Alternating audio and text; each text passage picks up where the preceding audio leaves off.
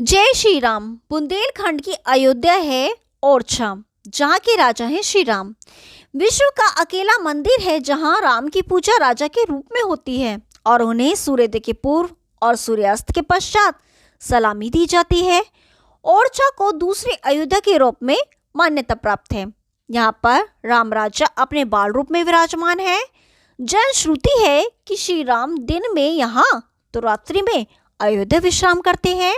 शयन आरती के पश्चात उनकी ज्योति हनुमान जी को सौंपी जाती है, जो रात्रि विश्राम के लिए उन्हें अयोध्या ले जाते हैं। शास्त्रों में वर्णित है कि आदि मनु शत्रुपा ने हजारों वर्षों तक शेषशायी विष्णु को बाल रूप में प्राप्त करने के लिए तपस्या की। विष्णु ने उन्हें प्रसन्न होकर आशीष दिया और त्रेता में राम, द्वापर में कृष्ण और कलयुग में ओरछा के राम राजा के रूप में अवतार लिया। इस प्रकार मधुकर शाह और उनकी पत्नी गणेश कुंवरी साक्षात दशरथ और कौशल्या के अवतार थे। त्रेता में दशरथ अपने पुत्र का राज्याभिषेक न कर सके थे। उनकी यह इच्छा भी कलयुग में पूर्ण हुई। राम राजा के अयोध्या से ओरछा आने की एक मनोहारी कथा है। एक दिन अर्चा नरेश मधुकर शाह ने अपनी पत्नी गणेश कुंवरी से कृष्ण उपासना के इरादे से वृंदावन चलने को कहा, लेकिन रानी राम भक्त थी। उन्होंने वृंदावन जाने से मना कर दिया। क्रोध में आकर राजा ने उनसे यह कहा कि तुम इतनी राम भक्त हो तो जाकर अपने राम को ओरछा ले आओ। रानी ने अयोध्या पहुंचकर सरयू नदी के किनारे लक्ष्मण किले के पास अपनी कुटी बनाकर साधना आरंभ की।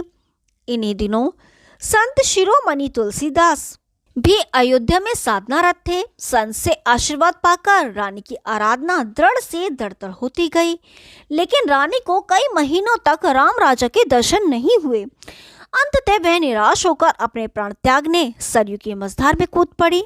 यही जल की अतल गहराइयों में उन्हें राम राजा के दर्शन हुए। रानी ने उन्हें अपना मंतव्य बताया। राम राजा ने ओरछा चलना स्वीकार किया, परंतु उन्होंने 3 शर्तें रखी। पहली, यह यात्रा पैदल होगी। दूसरी, यात्रा केवल पुष्प नक्षत्र में होगी। तीसरी, राम राजा की मूर्ति जिस जगह रखी जाएगी वहां से पुनः नहीं उठेगी। रानी ने राजा को संदेश भेजा कि वो राम राजा को लेकर ओरछा आ रही है। राजा मधुकर शाह ने राम राजा के विग्रह को स्थापित करने के लिए करोड़ों की लागत से चतुर्भुज मंदिर का निर्माण कराया। जब रानी ओरछा पहुंची तो उन्होंने यह मूर्ति अपने महल में रख दी।